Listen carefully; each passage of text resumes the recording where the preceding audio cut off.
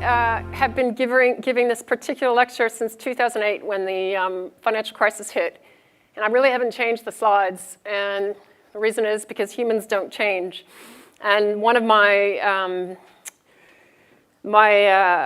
started in strategy way back when, and I got a little bit bored with strategy for a while, and so I decided I needed to figure out if I could get shit done. That's GSD acronym. So I got involved with the Sydney Olympics for 4 years and learned how to get shit done.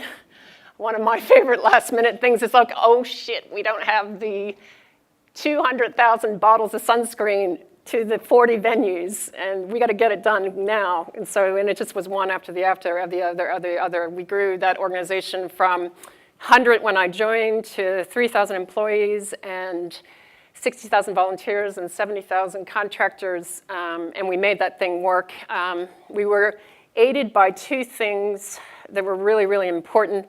One, it was the first English to English transition. Never before in Olympic history did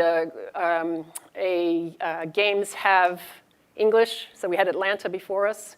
And we learned immense amounts. Being a consultant, I knew how to ask a lot of dumb questions. We learned an immense amount from Atlanta. So I'm very appreciative of that. But two is, in 1996, Netscape went public. And it was the first time, cast your mind back to before 1996. And it was the first time we had electronic transmission of documents, and we learned an immense amount. But through the Olympics, one of the things that as I went from strategy to execution, what I realized was psychology was all it was at the end. And I watched some of those teams really come together, and it was matrix, big time matrix. We had heads of catering, broadcasting, sport, press, logistics, technology, and we had heads of 40 venues. And we didn't want to have 28 world championships. We wanted to have one Olympic Games. And in order for that thing to work, the matrix had to work.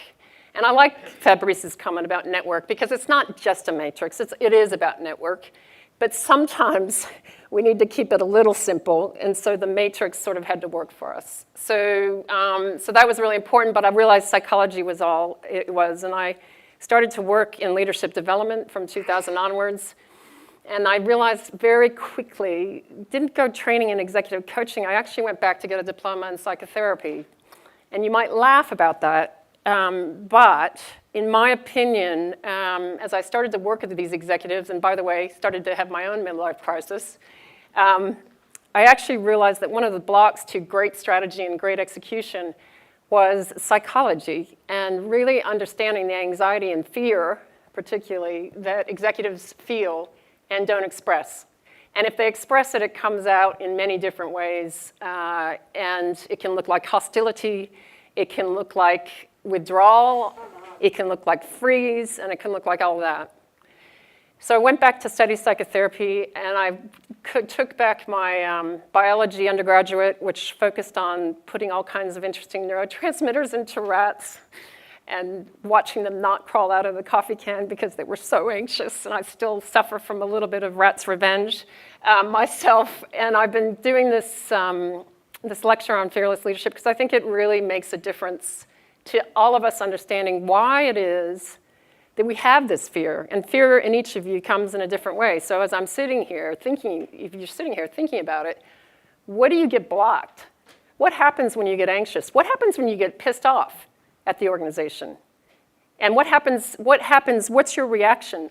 And how do you cope with that reaction? Because all of us, if we're human, I think most of us are, have it all day long. And we just fundamentally can't stay always in the neuroscientists call this the Cinderella zone, which is the prefrontal cortex. Not the Cinderella, what is the porridge? What's the porridge? Goldilocks.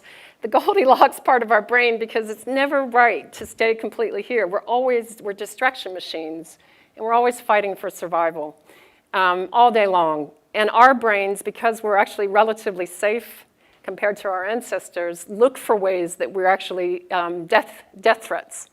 And I'm going to talk a little bit today about what those death threats are and what they look like in normal day operations. Because I think being aware of them is the first track to being able to cope with them and to being able to be a true leader. I always start with Robert Frost because I do think Leadership to me is synonymous with two words, conscious choice. So hopefully that'll come through in this presentation, conscious choice. But it's bloody hard to stay conscious.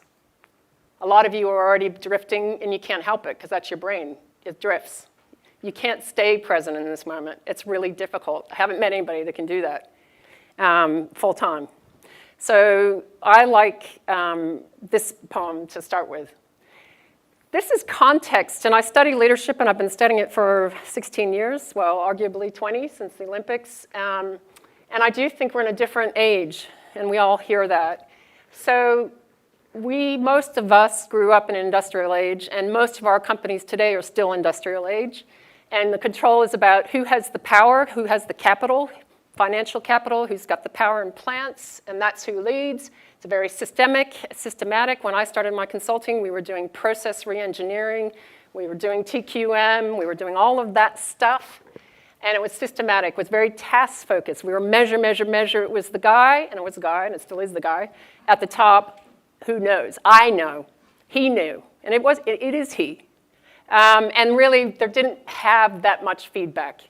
It was all about command and control down from the top. And it was structured like that, and that's how industrial organizations grew, and it was right for what they needed to do, and it was the right thing.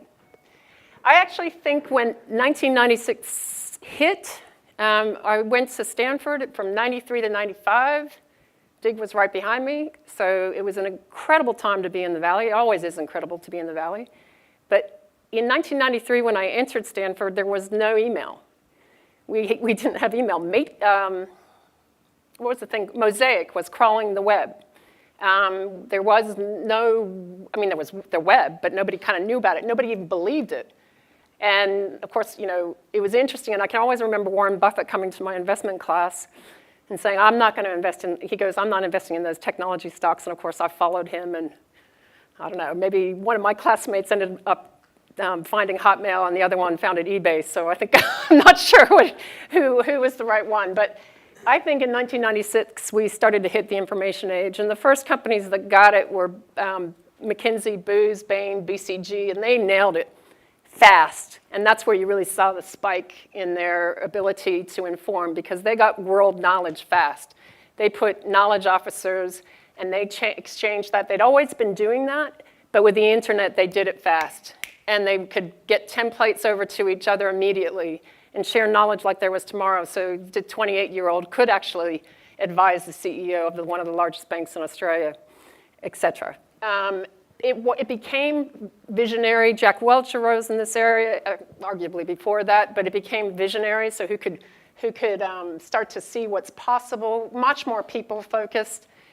Our function in HR actually started to change a little bit. It was in the industrial age, it was about hire and fire and deal with the administrative. And now we actually began interested in how people collect information. It was a bit more courageous at that time because we began to see people taking big bets. And certainly, for those of you who can remember, 1995 to 2000 was an exciting time. It was changing the world. Everybody was becoming billionaires overnight. And then the dot-com,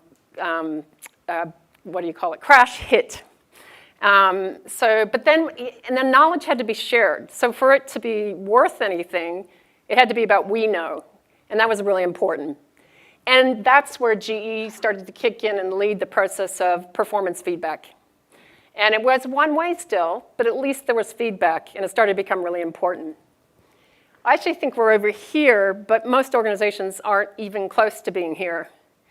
And this is where ideas are powerful, because knowledge has now become a commodity. Knowledge is easy. You just put it on the internet or just dial Google and look up knowledge. Knowledge is not, it's not the be-all and end-all. And you actually can see I won't say decline, but the flattening of revenue of the McKinseys of the world. Booz my company decided to sell itself to PwC. It's not got the, you can get the knowledge. The power now in the new organizations is ideas. And that's really important because it means that we actually have to have creators, which means that we actually have to have people that can feel empowered, protected, encouraged, and all of those other things to create new ideas. every level, not just the guy at the top. And it's got to be about the brain, because we need to understand, and now with the coincidence of all the functional MRIs and all of the information that's coming left, right, and center, we're actually finding out more about this, how this thing works on the top of our head. And we're actually beginning to apply that pragmatically in how we actually understand how we work. So the operating system, it's kind of cool to start to understand the operating system at a level that the everyday person can understand. And we're really interested. But in order to do that, we have to be able to say, I don't know. I don't know how to do this. And I'm just, and you guys know, I mean, when I first started coaching about 16 years ago, I was intrigued by the fact, I get to a part in the conversation, in the first conversation I have with leaders, and the guy, usually the guy, sorry, the guy I'm always going to stop the conversation, would say, I got to tell you a secret, and I know what the secret is. The secret is, I don't really know what I'm doing. And it was a shame thing, and it was really interesting. It was a shame thing. I really don't know what I'm doing. And the answer to that is, in this age, if you knew what you were doing, I'd worry, because you would be doing last year plus or minus 10%. And that's not good enough in this age. You actually need not to know what you're doing in a weird way. And you've got to be vulnerable to say you don't know what you're doing. Because if you don't know what you're doing, that means you've got to facilitate the wisdom around you. And if you're going to facilitate the wisdom around you, that means you've got a lot of conversations you've got to have. You've got to pick up the phone and start understanding what people know in this business and how the expertise can flow and how you can create new ideas by that. Because not one person can do that. Anybody that was here at the summit and got to hear Brian's talk, there is a great book called The Wisdom of the Crowds. That book is really essentially about what we need to do now. How do you actually work with crowds, work with our employees to get the best idea created? Because there's not one person that's going to be able to do that. And we need every direction feedback. Right now, it's coming from the manager, and we've tried to make it more simple, and we'll continue to try to make it more simple, but we're going to need lots more directions of feedback, not just manager to employee. We actually need lots of feedback to make this work. And so we're going to have to start working on this. So I aspire to be in this imagination age. I actually also call it an integration age. Because I think you see it in the universities. My favorite university in Sydney is University of Technology in Sydney. I'm on the board of the business school there, and I love it because what they're trying to do, and actually Catherine, my name's blanking, our previous CEO from, thank you, is just become the chancellor of UTS, and UTS is a new school, but what it's doing is exactly what Macquarie explained at the symposium last week. It's really, really trying to break down its silos so that it can actually go into learning space. I think we're seeing it in medicine, or at least we're starting to see it in medicine. And that's one of the big things that needs to happen. This company needs to be in the integration age. We need to figure out how to break the silos, and I'm sure you've heard that before, but now more than ever, we need to learn in an integration age. So what is leadership? And I thought I'd start off with a definition of how I see it, and I've adapted a Japanese proverb to that. And you'll see this, there are 4 parts of it, and you'll see these 4 parts of it really defined over the next year. And I'm going to ask Carolyn Taylor and Michaela Nesbitt and Di Tilley, who have just joined us, to really define on Wednesday what we're planning to do around leadership development. But for me, it has 4 parts, and I always never go more than 4 because I can never remember 5, so that's the way it is. So it starts with strategy without execution is a daydream. Execution without strategy is a nightmare. Either without a way to collaborate is unsustainable, and all without a kind and curious awareness of self is meaningless. So you can see the 4 parts of that. That'll resonate, hopefully it'll resonate with you as we go through and talk about what leadership is to us. So we really see it as strategy, as execution, as collaboration, and then as a personal journey inside. And you notice the word kind. I'm pretty serious about that. It's my highest value. And kindness comes with forgiveness. We're not going to get this right each time. We've got to forgive each other. We're going to make mistakes all over the place. Where's Liza? I had to call Liza. I said, Liza, I haven't talked to you for ages. That's not good. If we don't talk all the time, I'm imposing something on Cam that probably won't work because we haven't had a conversation. So, and I just, I need to seek the forgiveness for that. We're not crazy offline, but I just haven't picked up the phone. And so I think if I could ask you guys to remember that the kindness and forgiveness is essentially important. What is leadership? So you'll hear more on Wednesday. Around the boundaries, we keep this, but the strategic leadership, which is undergirded by a quality, I think, of innovation, which we've always had in our organization.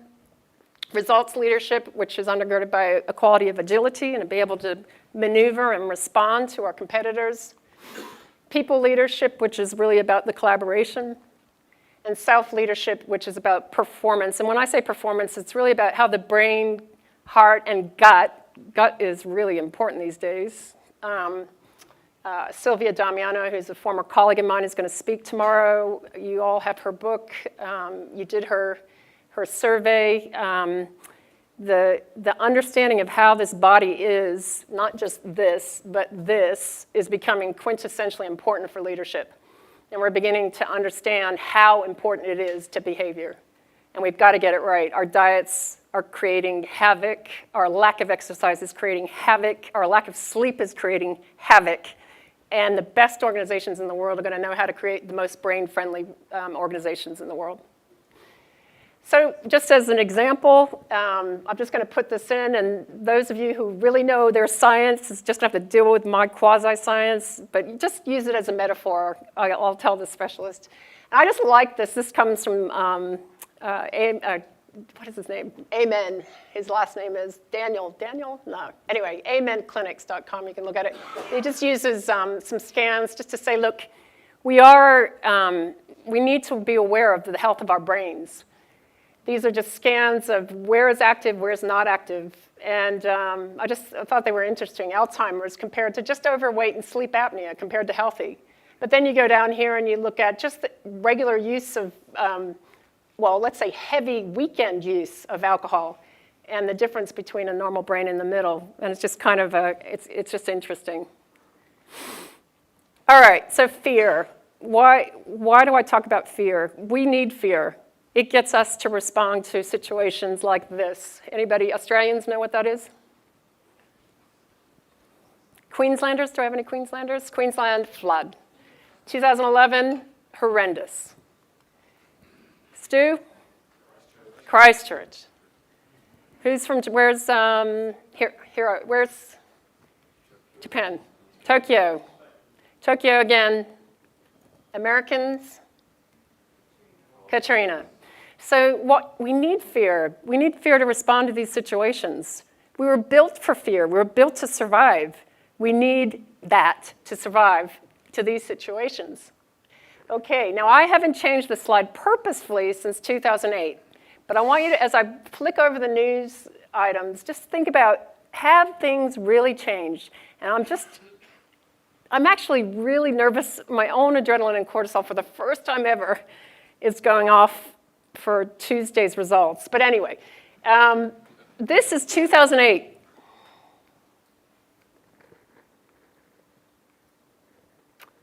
I don't think things have much changed. It's 2016, almost 2017. I don't think things have much changed. And I don't know. It'd be interesting to see what Wednesday we wake up to on Wednesday, so we'll see. But this is what it is. Forget about the economic crisis. This is what every day looks like in workplaces.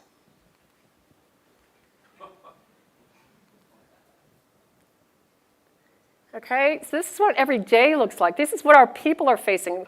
Chris, Dig, we've read like 80 pages of notes, and I can tell you our people are feeling pain. I talked to, Rom sent me a note about sea bass feeling pain. People are feeling pain, and it's this. That's what it feels like in many of the people's comments. A lot of great comments, a lot of excitement for our mission and what we're doing and how we're changing, and a lot of fear comments. So that's something to be important with. And for me, fear is false evidence appearing real. And it comes about because we don't communicate. So I've got a model I just wanted to take you through, and I'm actually going to get people to discuss each part of this model as we go through, and I promise I'll finish by 6:30 at the latest. The first part is knowing what triggers you into that fear response. And if you know what triggers you, then you can actually deal with it. The second part is knowing how you respond automatically. And think about it right now, what's your automatic signature when you know you're in stress? Most of us have some version, and you guys know this, of fighting, fleeing, or freezing when we're in stress. We may not show it at work because we're very well conditioned to behave, but we feel it. And that's really important to know what yours is and know when it's going, and to actually be able to feel the heart rate, to be able to feel your breath rising to your chest and not being down to here. You can actually do it right now. Where's your breath? Most of your breath is not down here, it's actually up here, because we don't know how to breathe. We really don't as a society. We are riddled with adrenaline and cortisol. We have overused that, and this knowing how you respond automatically is half the trick. Choose rationally instead is not an easy thing, so go back to leadership as conscious choice. Neuroscientists say that we have veto power, so they've been able to measure this. I don't know how, but they say 0.3 of a second for the stimulus to come from our unconscious mind to our conscious mind. By the time our conscious mind gets the stimulus that we need to respond to, we've got 0.2 of a second to respond to what that stimulus is. And for me, that's the pivotal point of leadership, and that's how you get it. And then, so what does that mean? It means we need to have mind fitness, and now I'm going to add mind, body, heart, gut fitness. And it's not something we as a society necessarily have, and maybe we never have as humans. Maybe that's the human experiment. I study a lot of different types of literature, be it a lot of religious literature of all religions and all philosophies. And you go back to what everybody's trying to do. It's all around how do we have this type of fitness. So let's just go into here. And again, apologies to those who know 1,000 times more than I do, because I am going to narrow this down to an incredibly simple metaphor. But the metaphor works for the brain for some reason. I've been doing it for many, many years. 3 parts. I'm just like so aware of the neuroscience. Anyway, 3 parts to the brain in my simple mind. And I always think of the most reptilian part of it, which kind of starts there and goes here. And that's the part that's keeping your temperature, and you don't even need to think about it right now. That's the part that's driving your heart rate. That's the part that's doing your breathing. And you don't need to think about it. It goes. But it's really important in the fear response. The second part is the more of the mammalian part of the brain, which is all the colored part, which is the middle part of our brain. And that's the part that has lots of the ancient memories and lots of the things that you developed as a kid that were routines that you now call reality, that you think everybody else's reality is, which is actually not the case. But that's your reality, memories, routines, quick responses. Anybody been in a near car accident and managed to avoid the car accident? Tell me about it.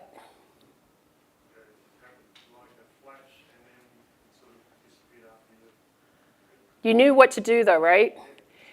So if you used this part of your brain, the prefrontal cortex and the cortex part, you'd been probably smashed, right? Use this part of your brain, and of those 2 areas, the amygdala, to make it really simple, took a stimulus in which said, is this a life and death threat? It instantaneously said it was a death threat. It instantaneously moved you out of the way. So I can quite remember going down Boston and driving in Boston with my dad's SUV, and I don't know how, but women's peripheral vision is superior to men's, and men's target vision is superior to women's. But in my peripheral vision, I must have seen a Mack truck bearing down on my side, and I had the kids in the back, and if I'd used this, they would have been dead or I would have been dead for sure, because as it turns out, the Mack truck had lost its brakes. But I knew instantaneously that I needed to move to the shoulder of the road, and so what happened is it ended up coming in and hitting the back of the car in front of me, and it wasn't as much damage. Still a lot of damage and still a lot of pain, but I don't think we would have survived it at the rate he was going. But if I relied on this, it's so much slower, thousands of times more slow. And I use the amygdala thing to send a signal to the brain that actually you're in a death threat, cancel all this stuff, send the signal to the spinal cord, shoot the adrenaline and cortisol out to the extremities that need to move fast, and the extremities need the glucose, so the glucose then can turn the car and move it before you even have known what's happened. And that's how we have survived. Your ancestors were extremely good at it. That's why you're here and another person is not. And I think that's really important. So Daniel Goleman, in his book Emotional Intelligence, coined this term, the amygdala hijack. And what he's referring to there is the fact that this thing goes off all the time. You don't need a car accident for it to go off. You actually just need something that disturbs your brain, and your brain goes into thinking it's in death threat mode. And the death threat mode causes all kinds of not so great leadership behavior.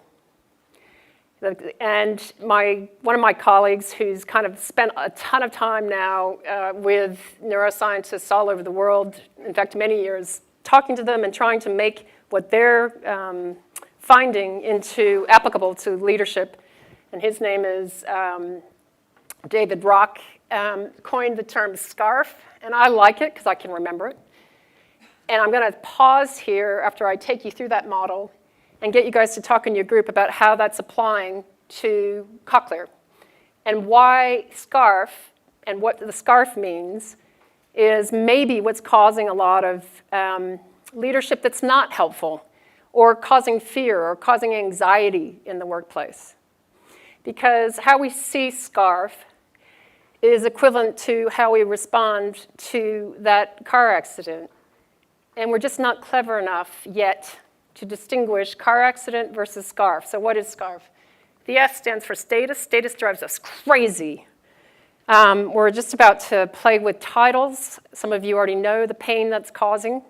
We have so many titles in this organization that we actually do need some consistency, but that will cause pain because titles equal status. To have a senior vice president as a title, I'm feeling pretty good about myself. To have vice president as a title, I'm feeling pretty good about myself. What other things in status do we have around the place? How big your office? Do you have an office? Do you have a car parking space? What other things? Yell it out. What's that? Class of travel. Did you come here by business class, or did you come here by first class, or did you come economy? What else? Number of people reporting to you. What else? An assistant. It goes on and on and on. And I particularly, I like President Obama's, I was reading about the fact that he's early to every meeting he's ever gone to. I'm like, geez, how he does that. But what's interesting, if you do get early to a meeting and you watch everybody come in, it's fascinating to see people sussing out the status that they're expecting to receive in the meeting. Men have a way of doing that it looks something like this. I don't know what's going on there, but anyway.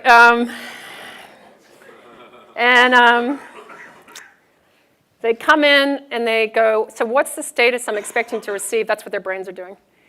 They set that status. If they get that status in the meeting, everything will be okay to them. It'll mean subconsciously amount of how much I'm listened to, how much I'm allowed to speak, how much people are going to go, yeah. And if they don't get that status, they'll have an amygdala hijack. It's so finely tuned that if you don't get status, and it's important, I don't care how Buddhist you are, even the Buddhists get an amygdala hijack about status. They just define status differently. It's so important to how we've survived as a culture. It's ingrained in human DNA to know where we are, and it sends everybody ballistic. And we can never get it quite right, but we can work on it. The other thing, and this is interesting, so if you approach a car and you expect to just kind of tweet it, and all of a sudden there's a code you actually have to put in to get into the car, the brain can't match that pattern to a pattern that's always known, and even just that pattern mismatch sends a problem. It's a problem we can't see. We can't see it. So the lack of certainty causes us craziness. So as a leader, as you're going around the mountain, you've got to tell your folks, even though you don't know that's quite the right answer, you got to say, we're going left around the mountain. That's the way to go. And you got to give them some certainty about where you're going, and you're going left. You might make up some reasons that might be helpful, but we're going left. And they've got to believe you've got certainty about where you go, because if they don't, then their amygdala hijack will be going off because they just don't feel that certainty. Now here's the trick. There's a balance to that. The next one's autonomy, and I think this is the leadership dilemma, because sure, tell them that you're going left around the mountain, but as soon as you start telling them about how many pounds to carry and what to pack and what type of sleeping bag and how many rations of food, they're going to start getting really pissed off that they don't have a say in how they're going to go left around the mountain. What's that? What's another word for it? Micromanagement, right? So, and every single one of our people has a different level of autonomy need, and it changes as they develop into their role. So, some of us, Chris, are off the scale needing autonomy like crazy. If Chris tried to micromanage me, I would go nuts. And he's pretty good. So he's got me in the right balance, but he's got to give me enough certainty to know how I'm maneuvering in that. But other people that work for us need a shitload more autonomy. A lot more certainty. They don't need the autonomy, and they get really scared when you leave them to do what they want. Some of my people, I'm looking at Jen, I don't give enough direction. I need to get better at that.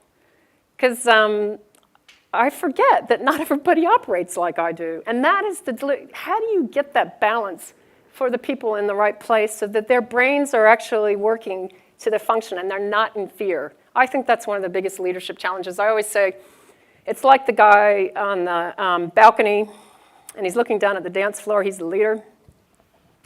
And he's seeing his people dance around, and he's seeing the champagne and the waiter coming through. And he knows that his people are going to knock over the champagne glasses, so he's giving them the autonomy to do that. And that's hard. He's not going to run off the balcony and get that. He's just going to let it happen. And he's going to let them learn with autonomy through that. But the next point, he looks up and he sees the chandelier shaking, and he knows he needs to not give them the autonomy on that. How do you make those calls all the time? And how do you make sure that your team is constantly learning so that when you leave this organization, there is a ready successor in place? And they're not going to be ready 100%. They'll be, I always give them about 70. How do you ensure that there's a leader that's 70% ready? That means you've gotten the right balance of certainty and autonomy. And good luck with that. That is one of the most difficult things. I've been practicing this forever. I don't get it right. It's a balance and it's an experiment. Next thing is relatedness. We have to feel like we're part of a tribe. We have to know that we're part of a tribe. This is so hard to get, and now we're creating matrix organizations or network organizations, Fabrice. How do we know what tribe we belong to? If we start feeling like we're on the outer, that someone got invited to that meeting and I didn't get invited, I get really fearful or angry or pissed off. Those are all versions of fear. And one of my favorite neuroscientists is a guy called Matt Lieberman, and Matt wrote a book called Social that I've really enjoyed and gotten to know Matt over the years. His wife is Naomi Eisenberg, and they do this great body of research on social pain. And they do this little experiment. They put you in a functional MRI, and they give you a little device. And I'm throwing the ball. It's like an electronic ball game. I throw the ball to Neville. I think Neville's in another device somewhere, and Neville throws it to Georgie. Georgie throws it back to me, and we're all having a grand time, and I'm doing really well. My brain looks really healthy. Blah, blah, blah. All of a sudden, you guys don't throw the ball to me. It just takes that stupid electronic game to show up as fear in my brain. And they've showed that the social pain network is just the same as physical pain. You can actually treat it with aspirin, and you can actually make it go away. And even not only just aspirin, but you can actually give it, I'm losing my words today. What's the word? Not a panacea, placebo, thank you. You can actually give it a placebo and you can make it go away. And it's fascinating. So we need to belong. And how do we create belonging? Communication, engagement, engagement, engagement. And the last one is fairness. Good luck with this. We all constantly see things that are not fair. All the time. All the time. All the time. So, Fabrice, I'll give you $1,000. Okay, the deal is you got to turn to Dean and you got to offer some amount of that $1,000. Dean's got to accept it and then both of you can keep the amount. How much are you going to offer? $1. We play this. Dean, do you accept? No. Why not? I would have expected at least half. Right, right, right. But who would have accepted it? Who would have accepted it? Anybody? Why? Why? Brendan, why? You're better off. Why wouldn't you accept it? You get $1. At the moment, none of you guys walk away with nothing. But Dean didn't accept it. Why? Because it wasn't fair. I used to work in Commonwealth Bank. Asset managers, Matt, asset managers make millions of dollars. Do you know who were the most upset on bonus day? I had line out the office. I didn't get as many $1 million of bonus as he did. I'm really, really jacked off. And it's not fair. It sends us crazy. Comments, insights, questions? I have a habit of cold calling too. Thank you, Jan. Autonomy, we think at the moment is very relevant because I think the fears around one Cochlear relate to loss of autonomy, while he'll be accountable for outcomes, but not have the autonomy to implement or take the measures that are required to achieve the goals. Yeah, I mean, a lot of the survey feedback said, oh, well, okay, I give up because Sydney's running the show. Just send me your commands through your email and let us know. We're waiting, and I'll give up. I mean, that's how I read the comments, and fair enough. I don't think we've done a good enough job at communicating, but it's not about Sydney running the show. It's actually about, what's my signal? This is the signal for the week. It's about that, and it's really important. As soon as people feel like their autonomy is threatened, they're out. Fine, just show me. They'll close down. I've seen it before. I saw it in 2008 big time in the banks. I was in the financial services industry. They just closed down. I'm out. Just tell me when. Any next comments?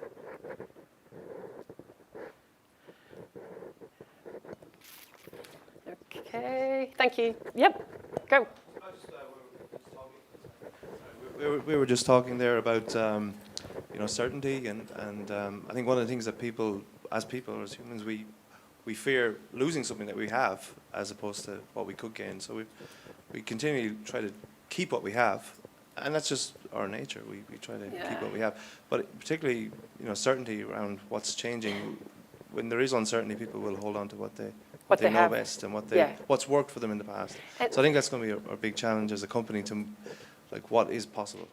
Yeah, and I think it was Peter Van Gerven that spoke earlier today. For me, one of the chant words that we've got to use in this organization is "and." It's the old and the good and the new. And I'm looking at Neville. He kind of probably rolls his eyes every time we say, "And we're going to do this new strategy." One of the things I got a chance to do was read a strategy. I think it was from 15 years ago, and you guys ought to read it because it's not a lot different from the strategy that we're trying to follow today. We're a lot bigger, and we do need to change things, but it is an and. And I think that's really important because the result is we'll just go back to what we've always known and not learn anything. And an organization that doesn't learn dies. So I think it's, the great thing about this is that we're all human, so it doesn't matter where you are in the world, this applies. That's the first thing. Yeah. It's dangerous focusing on any one of them. So as leaders, we need to think about our teams and also the people we work with, because you've actually got to try and understand what each one of those mean to the people you're working with across that spectrum, not necessarily any one. One may be more important than the other, but you need to be consciously thinking about each of those elements as we go about our work, because if you can understand what they mean to a person, then you will get a better outcome, because you're going to try and meet the bulk of those needs. But if you don't think about them consciously and make efforts to at least work towards giving the other person or other team members what they're after, then the outcomes won't be delivered. So that's well said. So my two words on self were kind and curious.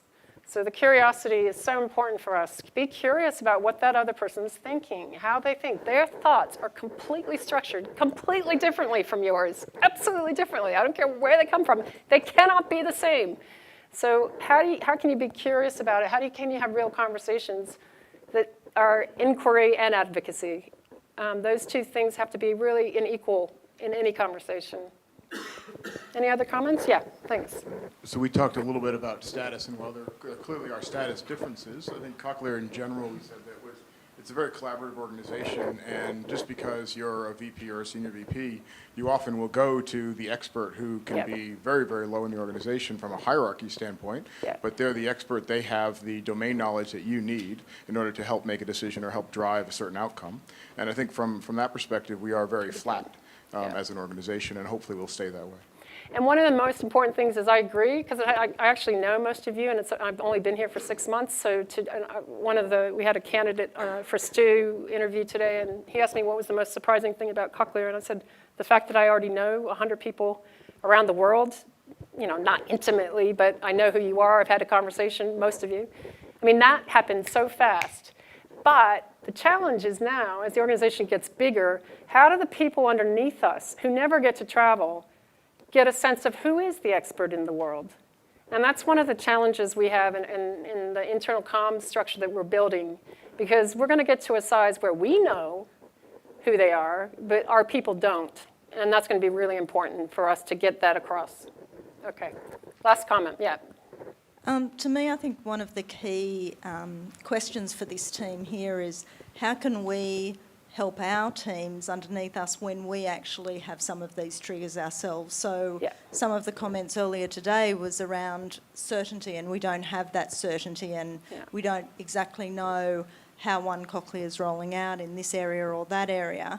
How can we live with that and help give some level of certainty to our teams when we don't have it ourselves? And I think that's what we really need to strive to do as a good leader. Well said. And so that, for me, goes to the right-hand side of where we are in leadership, and the structure of leadership was vulnerability, which means I actually don't know. So I need you, team, to help me work this out. And you know what? It's okay as a leader to say, I don't know. I think you've got to make sometimes calls that we're going left around the mountain, and your leaders go, okay, phew. But how we're going to go left around the mountain, I don't know. Can you guys help? I really don't know. Or I've screwed this up. I really screwed this up. Can we correct this and agree that I screwed it up? And people go, phew, he's human, she's human. And that's really important in this culture to have that kind of behavior. Let me go on to the next, knowing how you respond consciously. So this is incredibly simplistic, but again, metaphor. If we were all icebergs, all you could see of each other were the very tip of the iceberg, which all I know of Neville is what I can see. I see Neville more than I see Andrew, although Andrew, you're on level 4, but I see Neville more. So maybe I have more data points. I can kind of come in and take that. But all I see is what he's showing on the outside and the behavior he's showing, so I can put those data points in. For me, that's Neville. I can't see what Neville's conscious intention. He can. He knows what he's intending to do, and he knows what he's intending to do each day. And when he's really conscious and not going into subconscious routines, he has an intention about what's going to happen. I asked each of the core team members before we started, what's their intention for how they want to see this come out? And I did that because it's hard to get in touch. Like, go right now. What's your intention right now for how you're going to experience the next couple of days? Just do that in your mind when your mind is straying. You know that, but I don't know it. I can only get it from behavior that I can see. But what's interesting, and the reason I went into psychotherapy, is we're driven so much by subconscious routines because they're quick and easy to understand. But that's what causes the chaos, because we're not often aware of those subconscious needs. And they started in utero, possibly for hundreds and hundreds of thousands of years through our DNA. DNA is expressing. I come from a long stock of Irish Catholic, and that is a problem. So I'm looking back. And it's a good thing, too. But there's some issues with that long stock of Irish Catholicism. And I'm not aware of that. And I'm not aware of what happened with the military upbringing in my moving every 2 years, including Cold War Germany, Berlin. There's a lot of weird things about my personality that catch me off guard. So if you wanted to keep it really simple in fear, fight, flight, freeze. When people are in fear, you can see that. I can see that. I can see it in myself every day. I'm like, oh, shit, here we go again. What if you kept it really simple? What's going on subconsciously? Some of us need attention. Some of us need extreme autonomy. Some of us need security. And all mixes of in between. And if you wanted to say, okay, so 3 by 3, there's 9 different types of personality, and you wanted to be really simplistic about it, you could say the Enneagram is one personality device. You could use that. And you could say all the personality traits. I'm particularly, I like mine. I'm a romantic.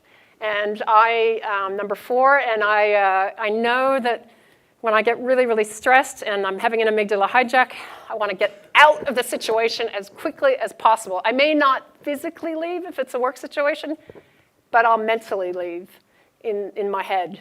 I hate conflict, hate it. And I know part of my need is I'm an approvalholic. I need approval. Like if I don't get it, then I'm just, and so I know that about myself. I'm aware of it. I can catch it sometimes, but other times I lose it and I have the amygdala hijack because I'm not getting it. And so it's interesting. So that's one version of it. Those of you who know DISC, that's another easy personality.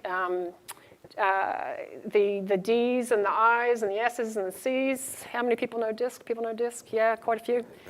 Whatever personality type, there's always different personalities have different fears. So the dominating person has a fear of failure and loss of power. The influencing, impressing, inspiring salesperson has a fear of rejection, a loss of reputation.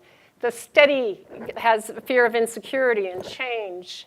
The cautious, the competent, has a fear of inaccuracy and unpredictability. So we all have different fears that trigger our response. So quick question, turn to your neighbor and say, what's your signature response? You don't have to use this, but how do you know you're stressed? What's your behavior? What's going on inside your head? And what usually causes it? Just a quick conversation with a neighbor, 2 minutes, go. I'll take 2 or 3 brave people that are willing to share their stress response. Here we go. Thanks, Stephen. Thanks for going first. Oh, you're welcome. So I'm probably a freezer, I think, yeah. Freeze. Yep. And what do you think is underlying the need? To keep it simple, because it's so much more complex than this. Yeah, but no, anyway. So approval. Approval. Yeah. Yeah. Join the approval. It's AA, Approvalholics Anonymous, but we're not very anonymous. So we can, I am an approvalholic, believe it or not. Yeah. What else? Who else can speak? Other signature responses. Thank you for going, Carla. And I need one more volunteer to tell Jenna you need the microphone. Actually, I'm definitely going to fight. You're going to fight. It's Italian. That's what I spent a lot of time in my life. Yeah. If you take the other line, the one with colors, to move from 100% red to put some green inside, which is more peaceful and but beginning, I mean, really when I'm under stress, I was fighting for everything. Yeah. That's what we do. That's what we do all day long. You can catch yourself. You won't show it. I've seen one physical fight at work.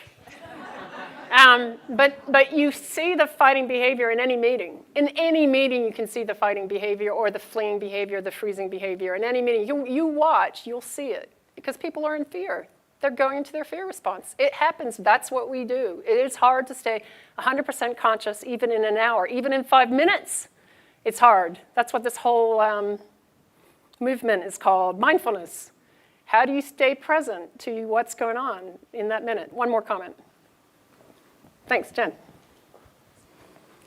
In this corner of the circle, we are probably freeze and appease in the moment. However, we've all gotten to the positions we're in because we've learned to cope. So I know I will come back with a fight, but I need time to compose myself and I need time to think through that and come back with the fight. So while the initial response might be freeze and appease. And that's the problem with the classic executive meeting that we all have.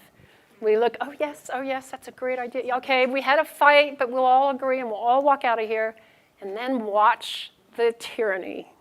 It just goes nuts. as people express their fighting behavior in their own way, through the gossip, through the, oh, well, I was at that meeting, but look, a load of shit, just don't pay any attention. We'll do it our way. And that's human. Join the human part of it, but see if you can actually get the consciousness to make the pause. So what is the pause? That's the third step, the veto power. Unlike most other beings on this universe, we actually have something between stimulus and response. We do. We just don't remember that we do. And it's the pause button. And that's the veto power that they talk about. And I always put this guy up because he's the hero for me of the pause button. So anybody read Viktor Frankl, Man's Search for Meaning? So he had a huge influence on Covey. Stephen Covey spent a lot of time with Victor, and I probably made Victor famous in many ways, but Victor sort of exemplifies ancient philosophy that's been with us from all eras. And he makes the pause, because here's a guy that was a German psychiatrist who trained under Freud, and the mistake he made in life was he was Jewish, and he was incarcerated in the Holocaust. And the book is wonderful because it talks about how he lost everything. He lost his family, he lost his research, he lost his neighbors, his way of life, and he talks about at the one pivotal moment that he almost lost his life. And he had the epiphany at that moment that the one freedom that cannot be taken from any person under any circumstances, physical included, is the freedom to choose not your physical response, because we can't choose a lot of our physical responses, but we can choose our mental response. And so he then began to experiment, well, how can I choose different states of mind in that Holocaust camp? And he writes about that choice. And there are some days he specifically chose anger, and he just went into anger. And there are other days he specifically chose joy. And there are other days he specifically just chose curiosity. And he talks a lot about it. And for me, that is like the definition of conscious choice.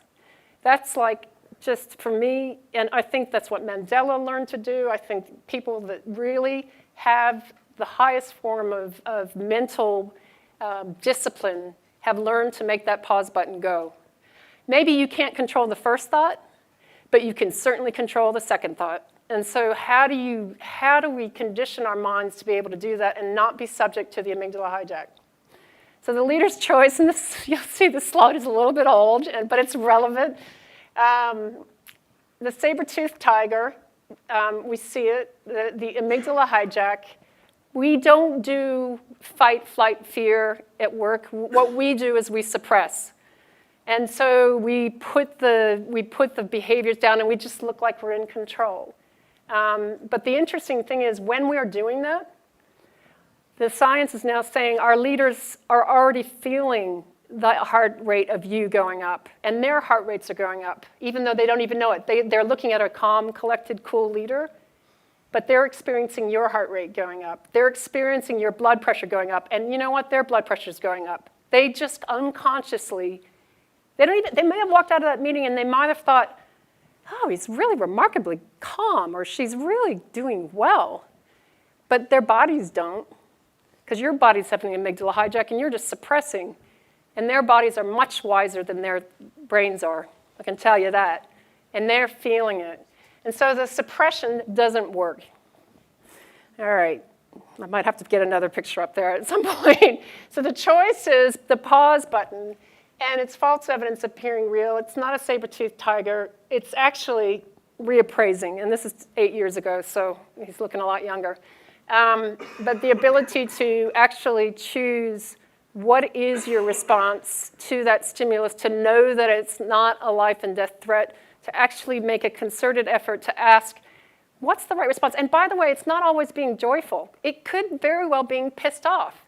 But you're consciously choosing to express that anger because that's the best thing at that moment that the team, the organization needs. So it doesn't mean happy, happy, thoughtful, joyful thought. It means consciously choosing what you are experiencing and you are expressing and what's being caught by your people. So just a little bit more, and then I'm going to break because we do need some mind break. But this is where I think it's really important because we don't have developed fitness around that in our society. We've had it in the past in ancient societies, but we've lost it. And the busier we get, the more we lose it. So, and everybody goes, it's just way too simple. So I'll use electroencephalographs to just be a metaphor. I know it's not perfectly right. But if we go into different brainwaves as a metaphor, the beta brainwave state is a high-frequency beta brainwave state. And it does, is the part that kicks off the adrenaline cortisol that we are riddled with, that signals to our body to act in a fight, flight, or freeze. And what's interesting is it sends all the glucose of our body to the extremities so we can do something with it. It takes it away from the core so that our digestive system, our reproductive system, our immune system doesn't get a look in, it does not get nourished. And most of us are in adrenaline and cortisol all the time. In this society, the way we live is just adrenaline and cortisol junkies. To get into the state that you guys are in right now is an alpha brainwave state. You're starting to just drift. And that's kind of a cool state because it induces the release of serotonin, which most of us are not making in enough, or dopamine, which most of us are not making in enough. And I was telling Chris when I first interviewed, over the time I've worked over 16 years, my statistics are a third of the executives I work with are an antidepressant, and we need it because we don't make enough serotonin and dopamine and other things that we need. A third of you, probably more, are on antidepressant. And that's important for you because you can't function without those things. A third of us probably ought to be on that, but we use alcohol and drugs and caffeine. Look at the way we have caffeine. I'm really proud of myself. We'll see how long this lasts. I've been 6 weeks off caffeine because it's a drug, and that's what I needed to deal with the adrenaline and cortisol that was coming. So we are that junkie. So 2/3 of the executives I've worked with over the last 16 years are in one of those two categories or both, and the other third are actually doing pretty well. So interesting, right? That's important. It's actually the dreaming. Those of you who remember the dream states, it's called the bridge brainwave state because it bridges the subconscious to the conscious. And when you wake up and you remember that, it's said that you have alpha brainwaves. Theta brainwave states are out of the blue brainwaves because those are the kinds of things when you're trying to figure out something and you just can't figure it out and you just can't figure it out and you wake up at 2 a.m. and you go, aha! That's REM sleep. But we can have that during the day. We don't need to be asleep to be in this state. But we don't, because that's not the workplace we create. So how do we have out of the blue thoughts? How do we have those types? Where do you do your best thinking? Jim? Where do you do? 2 o'clock? Okay. 3 o'clock. Okay. And that's where, okay. Where do you do your best thinking? Brian? Shower. Shower is the #1 on Jeopardy, the #1 answer. And I just think we should build a whole bank of showers in our office that we can just go into every time we need to have a theta brainwave. Go figure. I don't know. Where else? David? Running. Running is a classic one. It gets us into that state and we go, aha. So the challenge to all of us in this room is how do we create a workplace where we can have theta brainwaves, ahas, all the time? Don't know. Last one is delta. For me, that's the most interesting because that's the one where the scientists are starting to really study for empathy and intuition. And as this world has so much big data, how do we actually get patterns before the actual data crunchers and the forecasters and the spreadsheets tell us? Well, we've got to be in a really, really low frequency state to get what's happening. And we're not. And that's also where that we connect to other people. One of my interesting speakers that I always like going to listen to is the Dalai Lama, and I'm always interested, not so much of, well, he's interesting, absolutely interesting, but I am actually more interested in the audience. Because when the audience goes and listens to the Dalai Lama, I always go and interview different people afterwards, and I say, so how'd you enjoy it? And everybody always says, even if they're completely agnostic or atheist, they'll go, it was amazing. It was just incredible. I just feel so clear. And I go, so what did he say? Nobody can remember, because There's many times he makes no sense whatsoever. He's arguing about something, some cause, and he doesn't have anything. It doesn't matter what he said. It matters the state he was in, that people felt. Think of the leader that made the most difference, because she walks into the room and you go, whew. Right? That makes all the difference. I guarantee you that they'll be in that brainwave state. And this is kind of interesting research, and I'm just about to finish. You'll be glad to know. But they're starting to understand where they get gamma waves, which are sudden waves of, I got it. And gamma waves do not come in a beta brainwave state. They come in at least an alpha brainwave state. You have got to be relaxed to get that sudden insight. People will not be relaxed in a fear state. They will not have those sudden inspirations, and they just won't. And so our duty, really, to make brain-friendly cultures is to get those brains relaxed and knowing that they can create and make mistakes and be okay. So 2 more slides, or 3. One of my favorite speakers here in Australia is a guy called Craig Hassett, Dr. Craig Hassett, and he is at Monash University. He works with all the residents and interns at the medical school there. He says, and I don't know if the doctors in the room can corroborate this, but I think it's interesting. He says that 98% of all residents and interns will have some form of acute depression during that residency or internship. And when they do, they're 6 times as likely to make a medication error or a surgical error, which I think the corollary of that is you just have to ask how your doctor's feeling while you're doing it. And he's begun over the last 5 years to really implement a program that he calls Essence. It's educating them about how their brain works, a little bit about what I did today, even though it was perhaps metaphorical. There's something about our brains that love to know how our brains work. And when we actually teach how our brains work, our brains actually get more plastic. And that's really important because we can actually give instructions to the operating system, change this, and the brain actually goes, oh, cool, I can see myself having an amygdala hijack, maybe I'll change it. And it seems to go faster when you know a little bit about the brain. He teaches meditation for stress management. He actually teaches spirituality, and that's just having a meaning. It's not about religion, it's just having a meaning. And I like the fact that it's Nietzsche's comment that is spirituality, go figure that one. He talks about exercise and how important exercise is, and that's really, really important. He talks about nutrition. I'm part of an organization that's looking at the brain-gut connection, and this thing is really, really, really unhealthy in most of our diets. I can speak for mine. I don't make the precursors to dopamine and serotonin. I can see it. I have a very leaky gut, which means it's getting the toxins into my bloodstream and across the blood-brain barrier, and they create havoc in my brain. I grew up on cereal, white bread, peanut butter and jam, and tuna casserole. I don't have a good gut. I'm working on it. I'm working to heal it. And in doing so, I will heal this. But it's going to take a long time to get over that. And that's what he talks about. Connectedness is important. We are connected beings. That's what the opposite of isolation is. When we need to be connected, and we need to feel like we're connected, and the environment around us has to be right. We have to have air, light. We'll have to get out in the light pretty soon, and I'm just about to end. So I love that. We're going to talk a little bit more when Sylvia comes tomorrow about the brain, and I think that's really important, especially given that we're in a company that cares about the brain.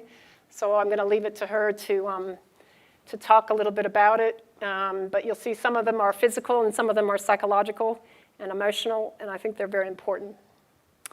The second to last slide is just an expression of what's important in leadership and what's going to be stressed over the next couple of months as we go into leadership development programs. I've been teaching leadership for a long time, and for me, this word has so much meaning to me, and I forget it all the time, so I have to put it up there, and it's respect. The Latin root of it is respecere, which means to look again. If I think I've got Jim Patrick worked out, I better look again, because I'm going to see something else. If I figure, if Jim Jones or John Mary Smith is a mediocre performer, I better look again, because I'm going to see something else. So how can I train my brain to actually look again? And that's, for me, the essence of respect. The South Africans in the room, I love their saying. The Natal tribe in Zulu have a way of greeting each other, which when they greet each other, they say, Lisa Sawabona, which means I see you and your potential. And in your response, you say Sikona, which means thank you, because you've seen me and my potential. I exist in the world. And before that, I didn't. And it was just my seeing you and your potential that allowed you to exist. And that's, I think, we miss that as leaders. And that's why I always make the Nelson Mandela rule, which every single person who comes to speak to me has the potential to be as interesting as Nelson Mandela would be if he were still alive. Now, that's difficult. Because think of the person that most annoys you coming to see you. How can you change that around to be fascinated with why that person is so annoying to you? Which is just coming. And I'm just about to end, and my last slide is, anybody know who the most famous politician that also had manic depression? Winston Churchill. There you go. An optimist sees an opportunity in every calamity. A pessimist sees a calamity in every opportunity. Leadership is conscious choice. It is a choice at every moment. It's just our problem as human beings is we just can't stay conscious in that moment. We are wired to survive. And we need a lot of forgiveness, because we will go to that amygdala hijack. I have them all day long, all day long. So that's my invitation to you, is to kind of grow in that consciousness.